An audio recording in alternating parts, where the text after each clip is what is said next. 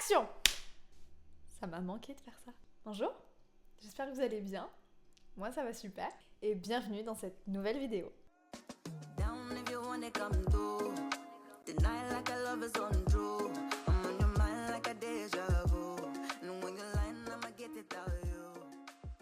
Bon mes très chers amis, comment vous allez?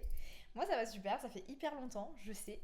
Mais j'avais besoin en fait de ce petit temps de pause, j'avais besoin vraiment de me recentrer sur moi-même. Comme vous pouvez le voir, je reviens avec un nouveau petit setup que j'aime beaucoup. Dites-moi si vous aimez bien. Moi j'aime beaucoup. Et je reviens avec une vidéo, franchement pas n'importe laquelle, mais une vidéo qui vraiment faisait sens. Et je pense qu'il était temps de la faire. Parce que beaucoup me posent la question, et même ces derniers temps, j'avais l'impression que sur Instagram, d'ailleurs si vous ne me suivez pas sur Instagram, qu'est-ce que vous attendez? Vraiment? Parce que en fait là-bas, je vous explique. C'est là-bas qu'on communique, vous et moi. C'est là-bas que je vous demande un petit peu ce que vous voulez voir sur YouTube. Il y a pas longtemps, j'ai fait une FAQ sur le mariage. Donc plein de jeunes femmes m'ont posé des questions sur le mariage, tant sur la journée, l'organisation, ou d'autres sur vraiment le mariage en lui-même, qu'est-ce que ça fait de vivre avec quelqu'un, etc. Donc allez me suivre sur Instagram parce que c'est là-bas que je vous pose des questions pour apprendre aussi à vous connaître et que vous pouvez justement me poser vos questions sur ma foi, sur des choses beaucoup plus pratiques, sur de la beauté, etc. Donc allez-y, vous avez tous mes réseaux sociaux qui sont en description et j'ai créé un nouveau média qui s'appelle Aura Prestige. Et c'est là-bas que vous pouvez me suivre pour tout ce qui va être beaucoup plus conseils spirituels, tout ce que je ne vais pas poster sur mon compte personnel. Des versets qui vont vous aider à être plus productif, des affirmations quotidiennes positives inspirées de femmes de la Bible, etc. Donc vraiment, n'hésitez pas à me suivre sur ce nouveau média, parce que c'est là-bas que je vous donne vraiment des conseils pratiques pour votre vie spirituelle. Et on va commencer sans plus tarder dans le vif du sujet qui est comment méditer sa Bible. Je suis convaincue qu'à partir du moment où vous avez voulu lire la Bible, il y a des moments où vous n'avez pas compris. Et c'est pas grave. Ce n'est pas grave et je pense que c'est complètement humain parce qu'il faut comprendre que la Bible, ce n'est pas un roman que l'on va commencer à la Genèse et qu'on va finir à l'Apocalypse, c'est beaucoup plus que ça. Et avant de vous dire comment méditer la Bible, je pense qu'il serait hyper intelligent de vous dire ce qu'est la Bible. Qu'est-ce que la Bible? Pourquoi on doit la reconsidérer? Pourquoi est-ce que c'est un trésor? Pourquoi Dieu nous demande de lire la Bible? Qu'est-ce que c'est?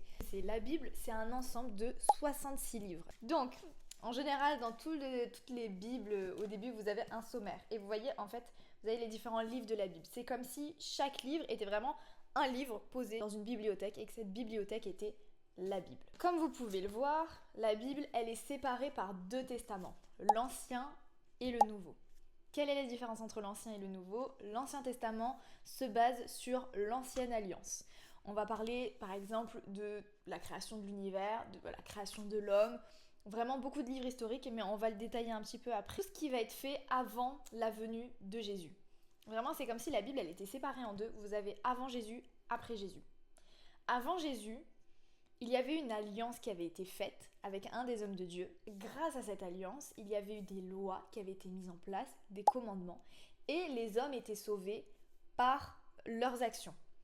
Parce que forcément, il n'y avait pas encore ce temps de la grâce, vu que Jésus n'était pas encore venu sur la terre.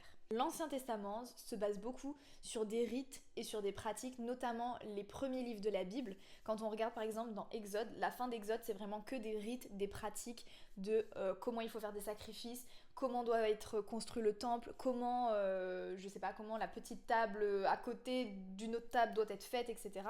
Vraiment beaucoup de précision parce que il fallait vraiment être intentionnel vu qu'il n'y avait pas cette grâce, le fait d'être sauvé par grâce pour s'approcher de Dieu. Donc ça c'est l'ancienne alliance. Et on a la nouvelle alliance qui se base sur le sacrifice de Jésus sur la croix. Et donc le Nouveau Testament se base vraiment sur la naissance de Jésus, son ministère, sa mort, sa résurrection, la formation des disciples et beaucoup de lettres de Paul. Attendez, stop, je vous ai même pas expliqué qui était Paul.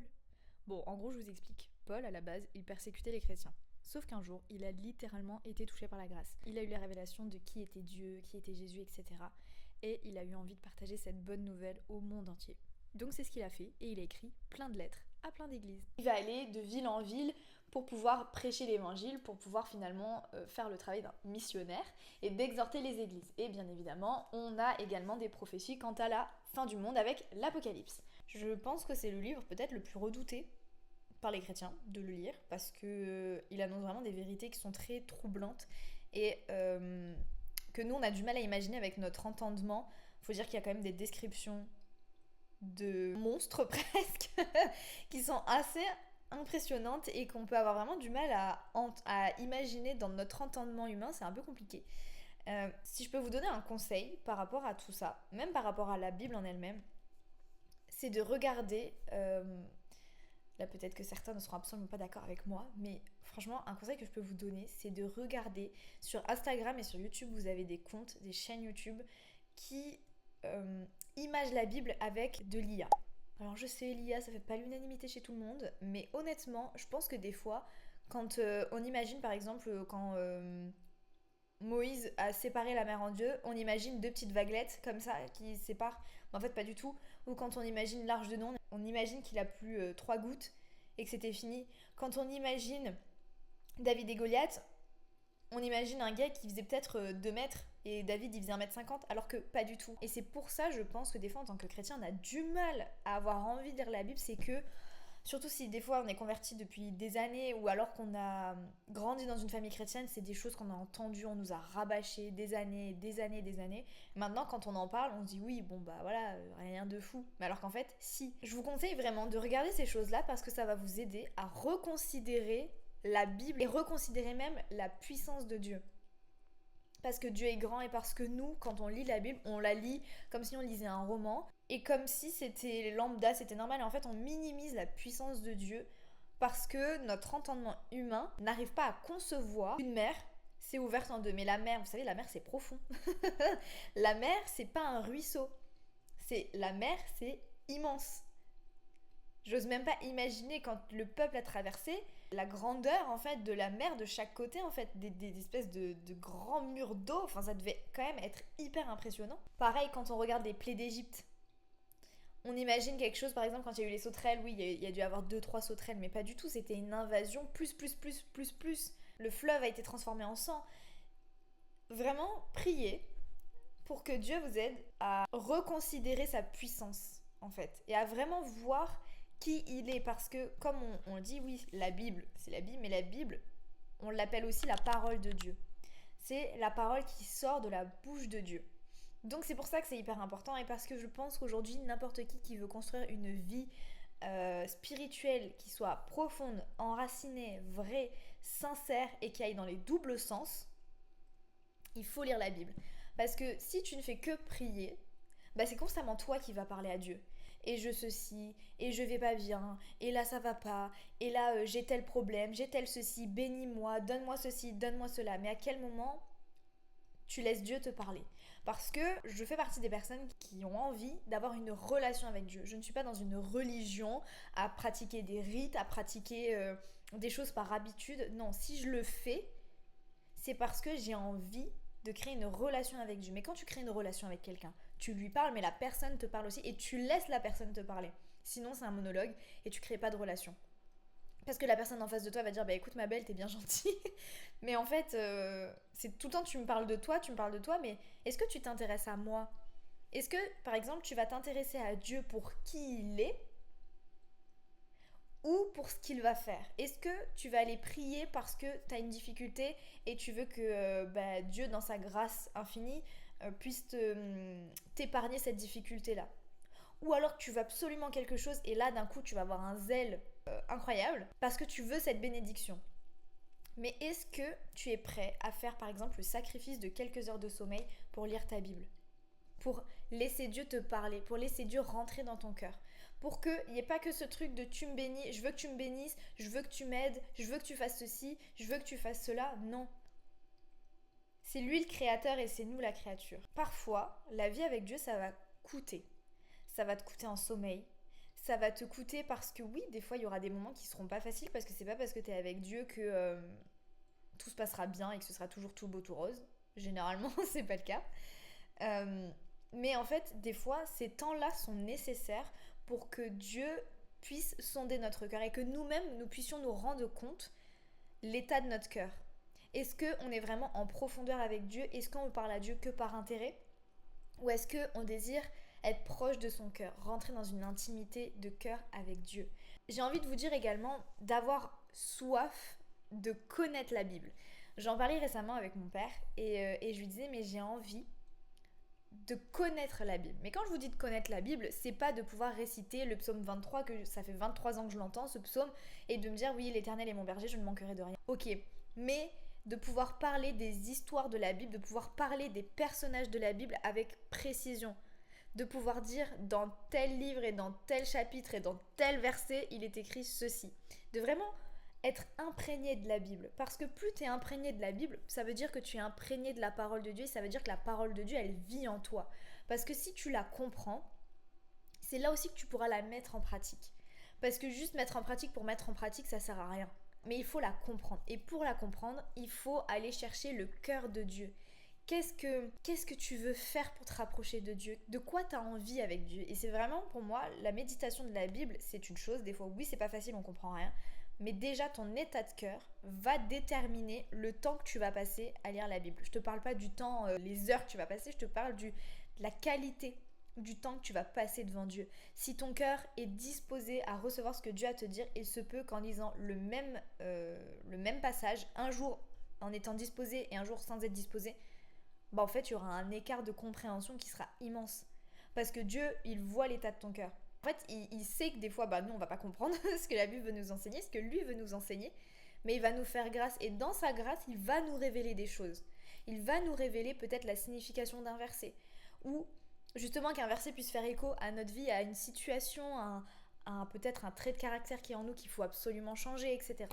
Donc pour moi, avoir un cœur disposé, c'est vraiment une des premières étapes. Donc comme je disais, pour avoir un cœur disposé, il faut avoir envie. Il faut avoir envie de se rapprocher de Dieu, il faut avoir envie de découvrir sa parole, de la décortiquer. Maintenant que vous savez comment est composée la Bible, vous allez pouvoir la lire en répondant peut-être à un besoin qui est en vous. Par exemple, vous allez peut-être avoir envie d'en apprendre plus sur Jésus, sur son caractère, sur comment il était, sa bonté de cœur, etc., ses traits de caractère, vraiment vous imprégner de qui est Jésus pour essayer de lui ressembler le plus possible. Maintenant que vous savez comment est fait la Bible, vous allez vous dire, alors si du coup je veux en apprendre plus sur Jésus, il faut que j'aille dans les évangiles. Les évangiles qui ont été écrits par les disciples de Jésus qui ont toujours été avec lui.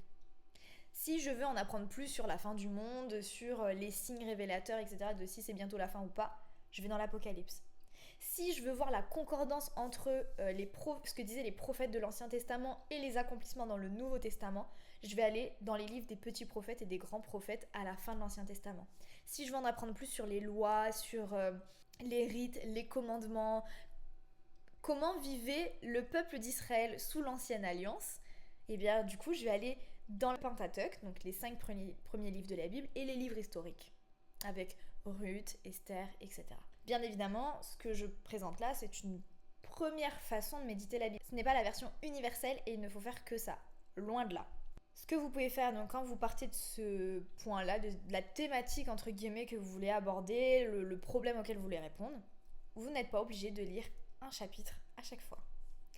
Et oui, et ça, je sais qu'il y a beaucoup de chrétiens qui se mettent une pression monstre de dire aujourd'hui je vais lire 4 chapitres, demain je vais lire 5 chapitres, et ça on en parlera encore un petit peu plus loin dans cette vidéo.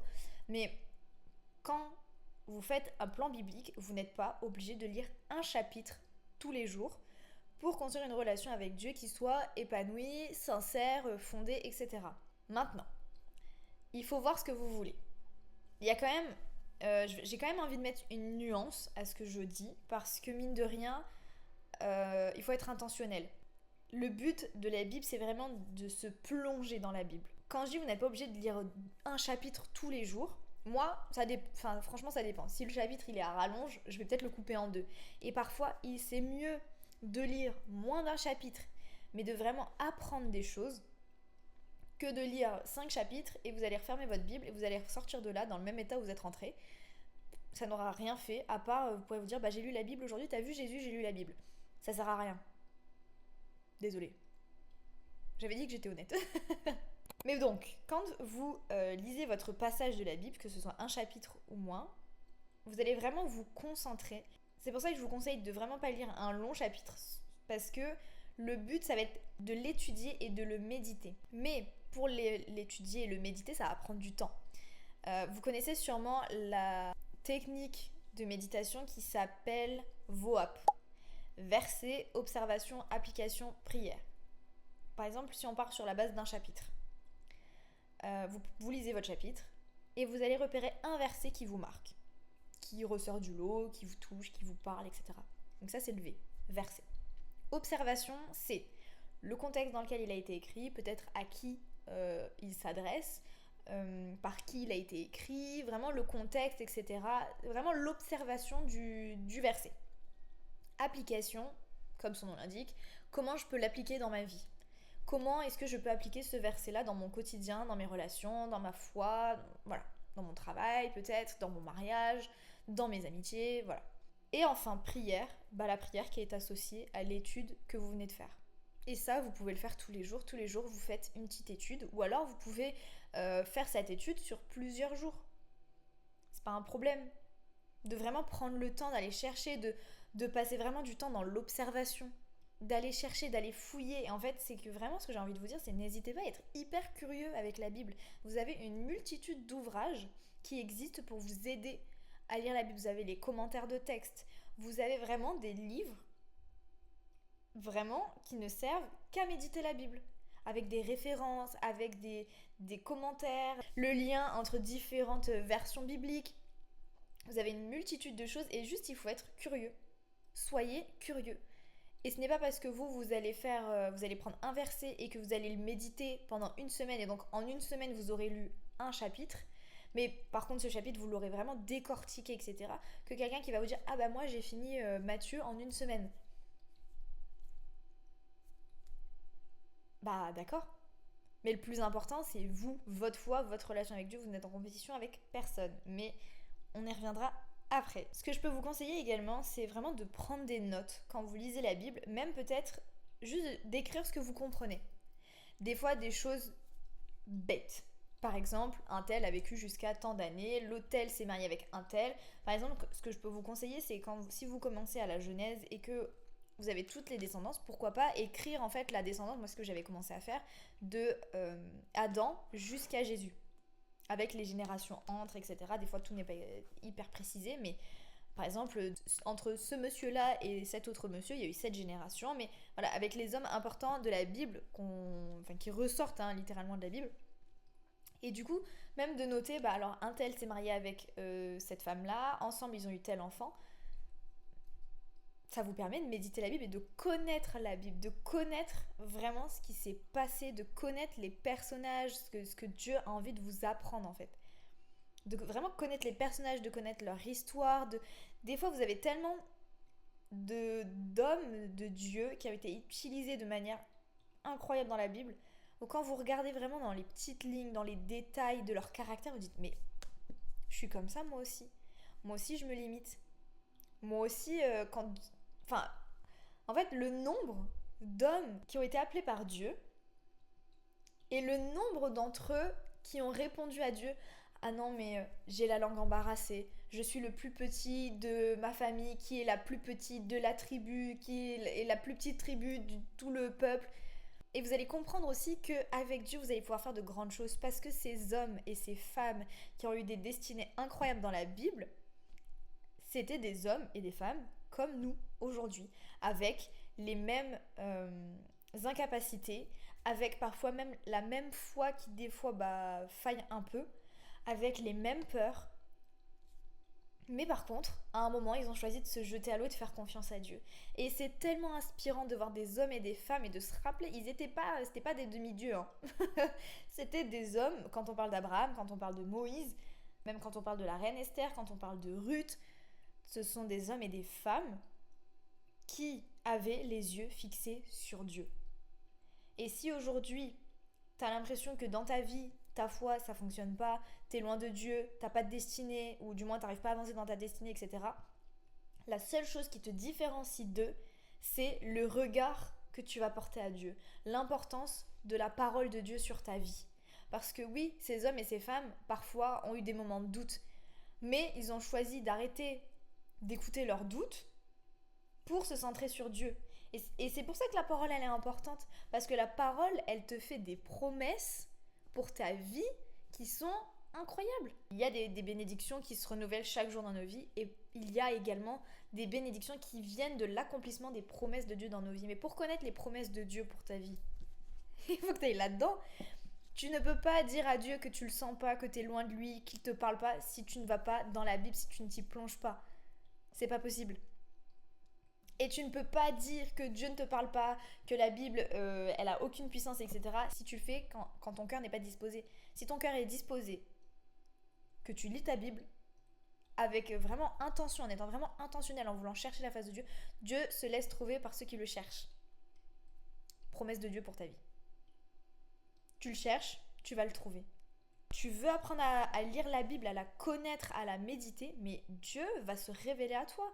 Dieu te permettra de la comprendre. Il y a une deuxième manière pour moi de méditer la Bible, c'est vraiment sur des thématiques précises. C'est pour ça que je voulais vous parler également de l'application de la Bible, parce que des fois, ça sert à rien de toujours s'entêter à lire toujours un chapitre et de suivre un plan de lecture pour avancer que dans la Bible. Des fois, c'est bien de mettre la Bible en lien avec des thèmes précis. L'anxiété, la colère, le Saint-Esprit, l'amour, les amitiés. Et vous allez retrouver dans l'application de la Bible une section avec des plans bibliques sur des thématiques. Et chaque jour, vous allez avoir une pensée qui va vous édifier sur cette thématique-là et des textes bibliques en lien avec cette thématique. Et donc du coup, ça va vous permettre de mettre en lien la Bible avec votre vie actuelle, quotidienne, dans ce monde actuel, enfin dans le monde dans lequel on vit.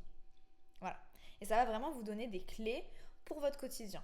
Il y a un piège pour moi qu'il faut éviter, même peut-être deux pièges, mais il y en a un dont j'ai déjà parlé. Le premier piège, je dirais que c'est la comparaison. Comme je disais, c'est de se dire « Ah bah lui, il a eu 3 fois la Bible en un an, oh, moi je l'ai même pas lu une fois, ça va pas du tout, etc. » machin. La comparaison n'a absolument pas sa place dans votre relation personnelle avec Dieu. C'est votre relation personnelle avec Dieu. Et heureusement que nos vies spirituelles, à chacun, ne se ressemblent pas les unes les autres. Ce qui est beau, c'est de partager les uns avec les autres, de dire bah voilà comment Dieu m'a parlé, Dieu m'a répondu, parce que là on va s'édifier. Donc partager sur tes expériences, même sur ta lecture de la Bible, c'est bien, mais te sens jamais en compétition, en comparaison avec qui que ce soit. Et il y aura des moments où tu auras des baisses de foi, tu n'auras pas envie de méditer la Bible. Mais vraiment, quand ça t'arrive, demande à Dieu la faim et la soif de méditer la Bible. J'espère vraiment que tout ce que je te dis là, ça te donne envie d'aller découvrir justement toutes ces histoires qui nous montrent la puissance de Dieu et que vraiment ça puisse vous donner envie d'entendre la voix de Dieu vous parler dans vos quotidiens, dans vos vies. Le deuxième piège, du coup, c'est de se donner des objectifs en performance. Je vais lire la Bible en un an. Je vais lire l'Ancien Testament en un an. C'est bien et pas bien à la fois, dans le sens où c'est bien, ça vous donne un objectif pour avoir une discipline, parce que la parole de Dieu, c'est comme tout, c'est comme le sport, hein. Il faut pas le faire que quand on en a envie, on a la motivation, il faut s'instaurer une discipline. Il y a des jours où tu n'auras pas envie, voilà, je te le dis, même si tu as faim et soif de Dieu, il y a des jours où tu n'auras pas envie, tu seras fatigué, tu n'auras pas envie. Mais si ça t'arrive, trouve une autre manière de lire la Bible. Par exemple, change ta manière de méditer. La Bible, c'est un outil qui vous permet d'avoir une relation vraie et sincère avec Dieu. Méditer la parole, ça vous permet d'être une personne beaucoup plus consacrée. Je sais pas si vous connaissez cette phrase, mais on est la somme des 5 personnes que l'on côtoie le plus. Alors moi, personnellement, je l'ai vu dans mon mariage. À partir du moment où, avec mon mari, on a commencé à vivre ensemble, je peux vous dire qu'on a vraiment commencé à déteindre l'un sur l'autre. Parce qu'on passe notre temps ensemble, parce qu'on entend l'autre parler, donc des fois sa manière de parler déteint un peu sur nous, la manière de voir les choses aussi, le caractère, le comportement, les valeurs. Il y a beaucoup de choses en fait qui se transmettent dans une relation. Créer une relation avec Dieu, c'est aussi devenir une personne plus consacrée. C'est laisser Dieu déteindre sur vous. Et ça, je pense que c'est la meilleure chose qui puisse tous nous arriver dans notre vie. Laisser Dieu déteindre sur nous, laisser son caractère déteindre sur le nôtre. Là où nous manquons de patience, nous manquons d'amour, nous manquons de compassion, la Bible nous enseigne justement à être à l'image de Christ. Comment être à l'image de Christ si on ne connaît pas Christ ? Si on ne connaît pas son caractère, son cœur, ses pensées, son tempérament ? Comment on peut ressembler à quelqu'un qu'on ne connaît pas ? Comment on peut créer une relation avec quelqu'un qu'on ne connaît pas ? Et tout ça, en fait, c'est la Bible qui nous l'enseigne. Et vous ne pourrez pas, aucun podcast chrétien ne pourra remplacer votre temps de méditation personnelle de la Bible. Oui, ça va venir édifier votre âme. Oui, ça va venir peut-être vous apprendre des choses. Mais ce ne sera jamais aussi efficace que quand c'est vous qui faites le pas pour aller creuser, fouiller, chercher et apprendre à connaître Dieu. Et vraiment, la Bible, reconsidérons ça, c'est vraiment un trésor. On arrive à la fin de cette vidéo. J'espère vraiment qu'elle a pu vous parler, qu'elle a pu vous encourager à lire la Bible, qu'elle a pu vous donner des réponses. Pourquoi méditer la Bible et comment le faire. Si jamais vous avez des questions complémentaires sur ça, n'hésitez pas. Comme je dis, soit vous me le dites en commentaire. Vous avez mon compte Instagram que je vais sûrement remettre quelque part. Et n'hésitez surtout pas. Vraiment, ça me fait très plaisir de pouvoir échanger avec vous, de pouvoir parler avec vous peut-être de vos difficultés du moment. Et même si je peux prier pour vous dans mes temps personnels avec Dieu, ça va être très grand plaisir que je le ferai. Sur ces belles paroles, je vous souhaite une excellente journée et soyez bénis.